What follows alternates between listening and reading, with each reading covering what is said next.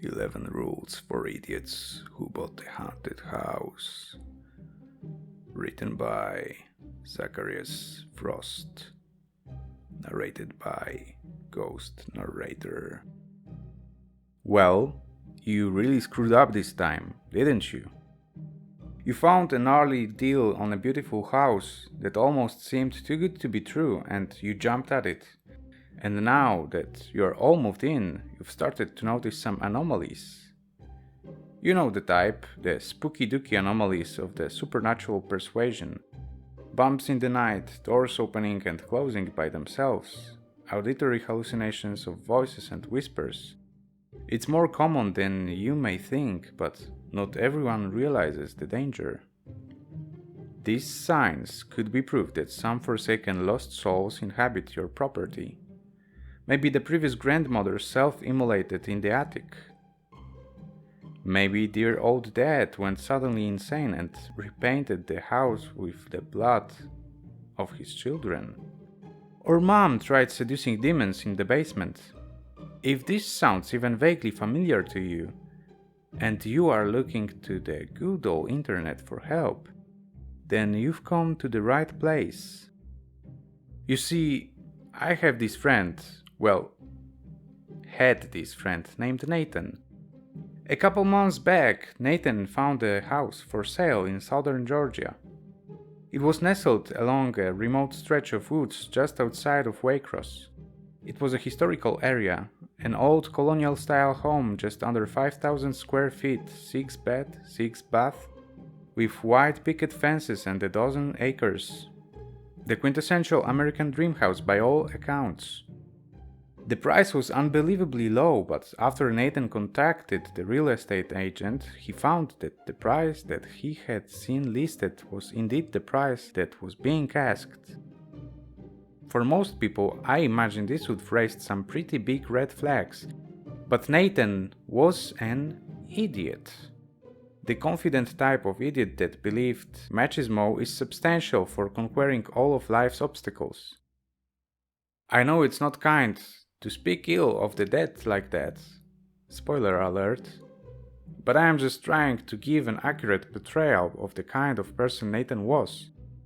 You know, the alpha male who hits on your girlfriend, lives at the gym and probably spanks his meat to his own selfies. For people like Nathan, friend is really just another word for ego reinforcer. He was cocky, and often let pride to get better of him. His wife, Janelle, was actually my ex-girlfriend from a while back. Bit of a skank, but practically a supermodel. They had 2 kids, Natalie and Mason, who were both spoiled brats. Again, I'm just trying to give an honest perspective on them in hopes that we may all learn something from what happened. You see, what happened to Nathan, which I'll get into later, was something which I believe could have been easily avoided if only he had followed a few simple instructions. After the funeral, I got to pondering on the matter, and realized that what we all really need is a set of rules to follow if you believe your house is haunted. Let's begin. Rule number 1. When looking to purchase or rent a house, always ask for the history. Odds are, if a house is being offered at way below market value, then there is a very good reason for it being that way. Nathan didn't do this, and thought that the under market price was simply the universe handing him something he didn't really earn, as it often seemed to do. Nathan jumped at the offer, and within a few weeks, he and his family were approved to begin moving in. I volunteered to help them move in, and I'll be honest, the house was absolutely gorgeous. Things were great for them at first, but Nathan soon started noticing some odd occurrences. It started with this knocking sound that seemed to reverberate all over the home at odd hours. He said he could never seem to pinpoint where it was coming from, and it never seemed to originate from the same place twice. Eventually he just chalked it up to the house settling, but that was just the beginning. Rule number 2. Trust your gut. Your home is the last place you should feel uncomfortable. If you get that inkling of discomfort in the back of your mind that never seems to fully dissipate, pay attention to it. It's probably your subconscious trying to warn you. Nathan tried ignoring these sounds, told his wife that it was just normal or the wind, and comforted his children when they felt scared. He had 2 dogs, Rusty and Sailor. Both of them black labs, and both seemed to become very anxious after moving in. Nathan did his best to get medication to help the dogs relax, but it didn't seem to help much. That brings us to rule number 3. Along with your gut, you should also trust your pets. Animals have instincts far greater than humans. It's been said that man is the only creature who will sense danger and still wander into it. Animals have a sense for the supernatural, dogs and cats in particular. If you find them growling at what appears to be nothing or constantly staring into specific areas of the house, then pay attention to that. Odds are they can see something you can't. Nathan told me that Rusty, the older of the 2 dogs, would pace the hall each night for hours. He said it was like he was standing guard over something. On more than one occasion, Rusty suddenly blurted into a ferocious bout of barking and snarling. Nathan would come out into the hall but never found anything. He grew concerned for Rusty and took him to the vet, but the vet confirmed he was in good health.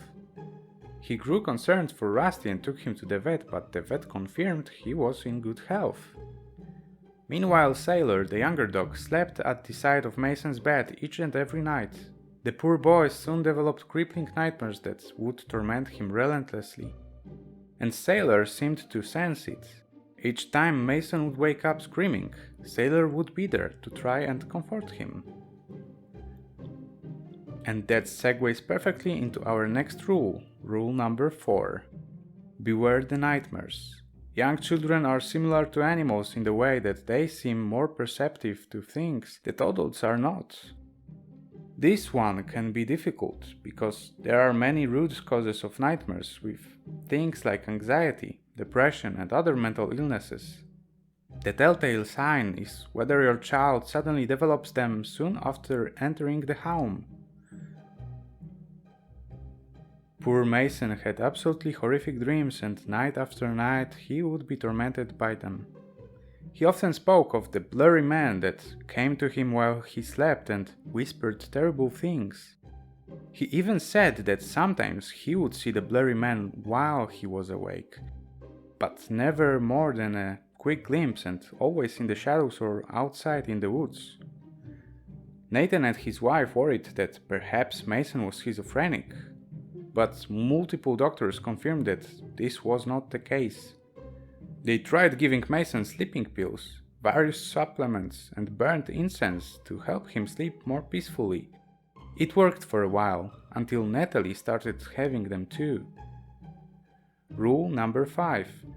Try to determine what kind of spirit you're dealing with.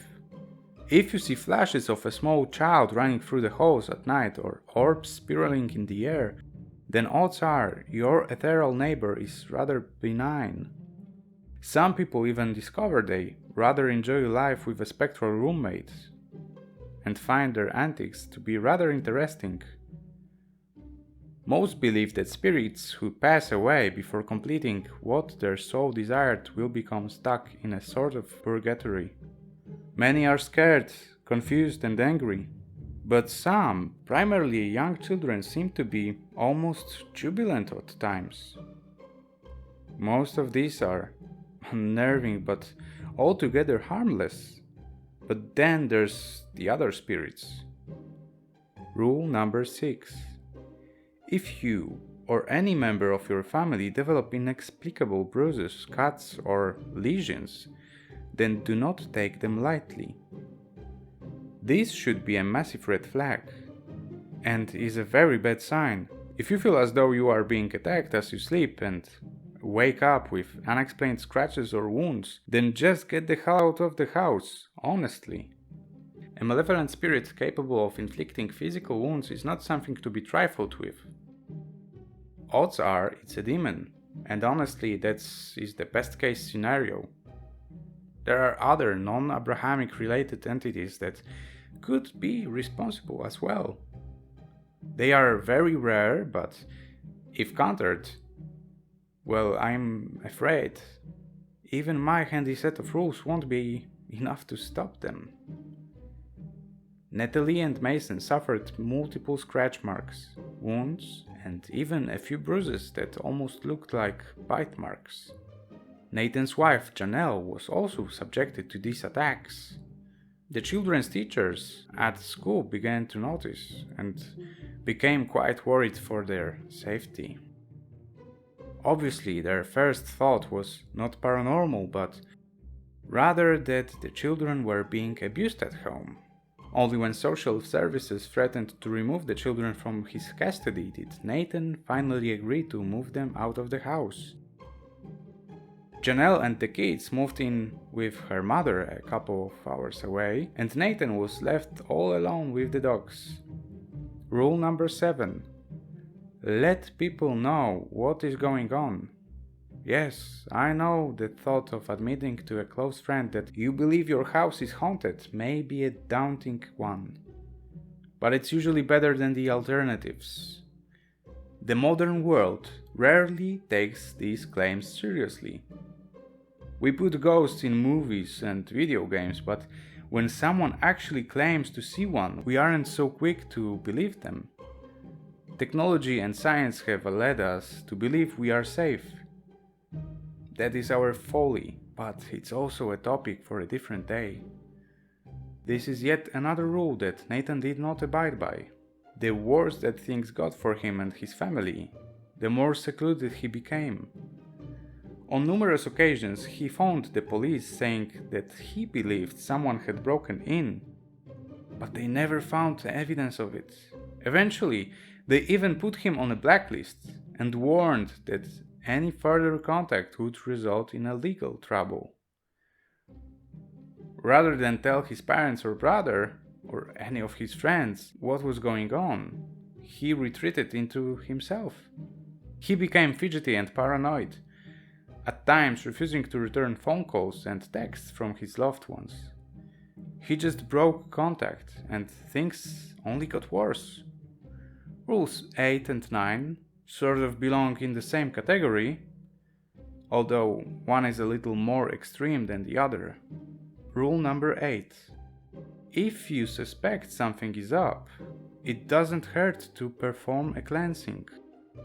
Like I said earlier, the modern world has little time to entertain the notion of ghosts and the supernatural, but that shouldn't ward you off.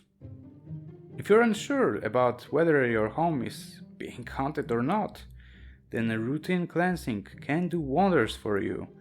I'm willing to bet there are mediums and priests in your town that can get the job done.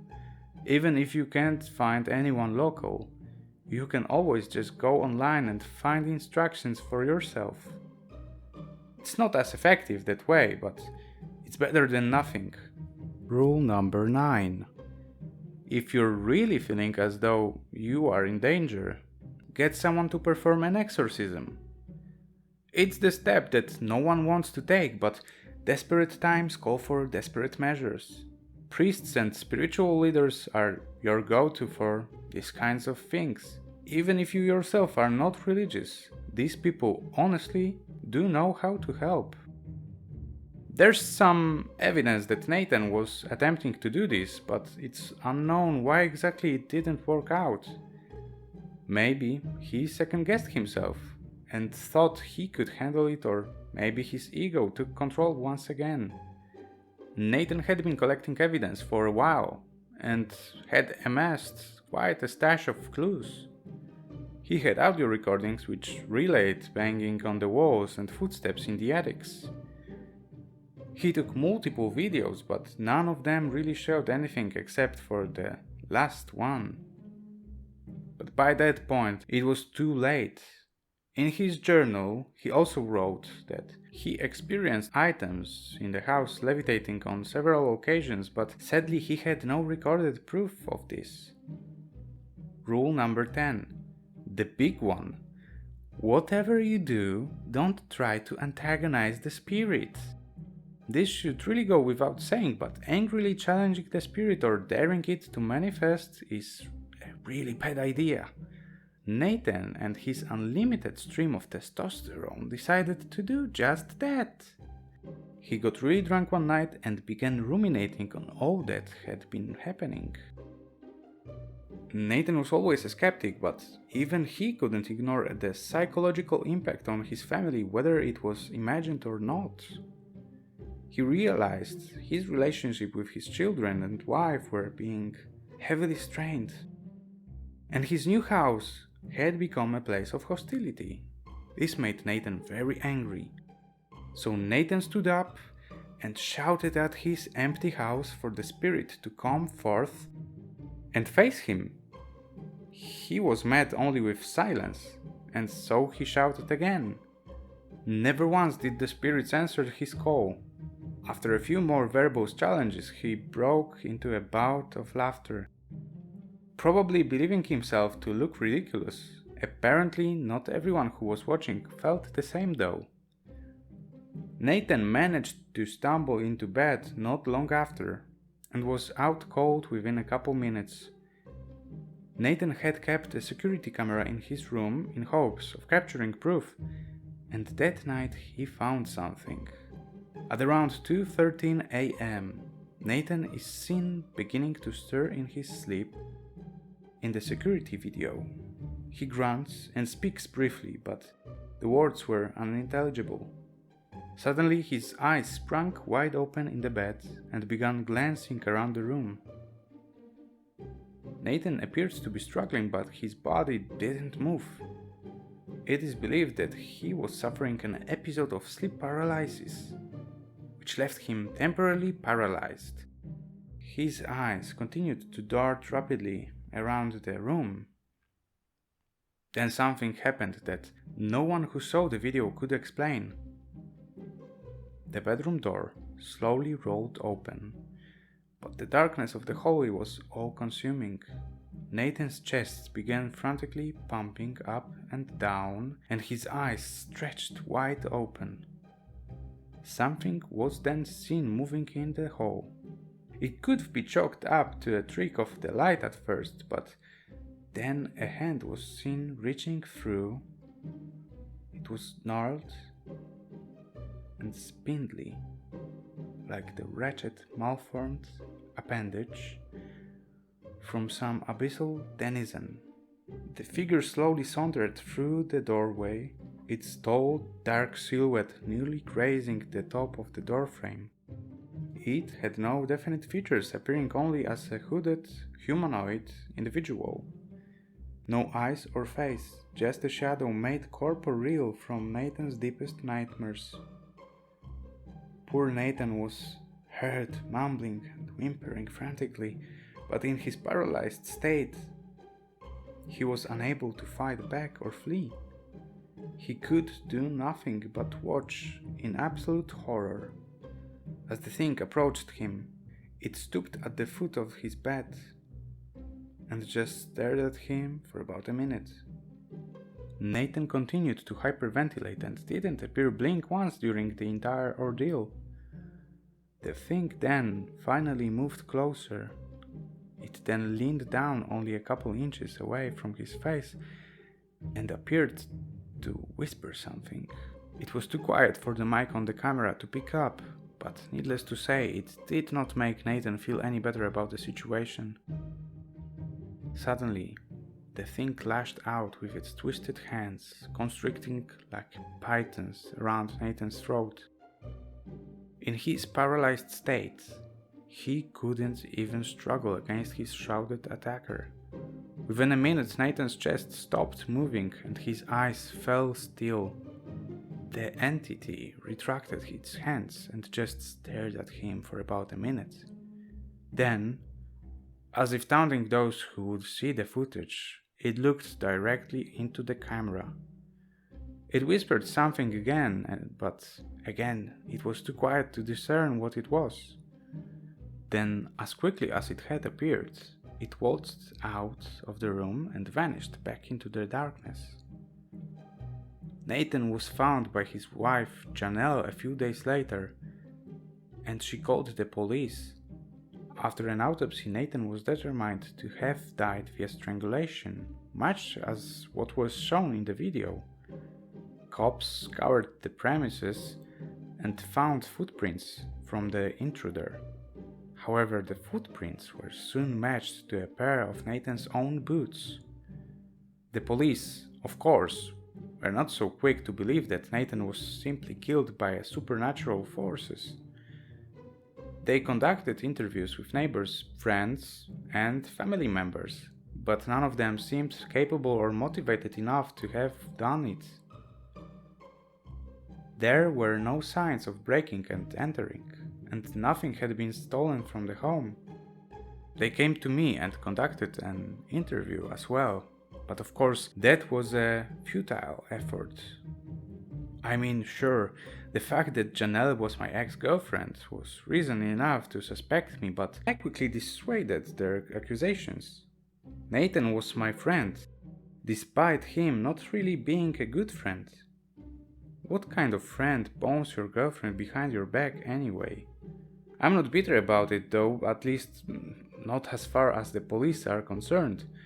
My alibis were solid, and that's good enough for them. This brings us to my final rule. Rule number 11. Make sure you exhaust all other options before coming to the conclusion that your house is in fact haunted. If only Nathan had taken a little more time to investigate his home and himself more thoroughly, then maybe he'd still be alive today. Maybe he would found the mini wireless speakers hidden in his attic to play the sounds of knocking.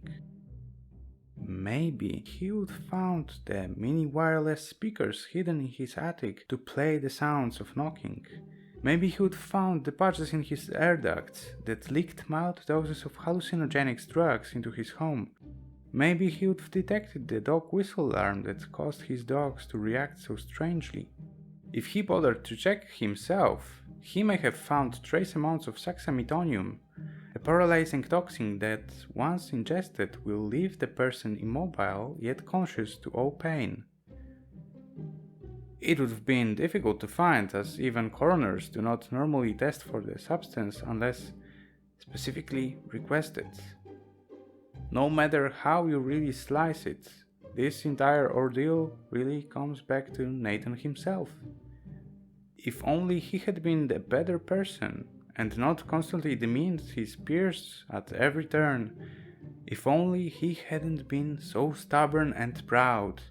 If only he hadn't gone behind my back and boned my ex-girlfriend, thus ruining our future and sending me into the spiraling depths of crippling depression, then maybe I would have helped him. So, you may be wondering, is this my confession? No, of course not.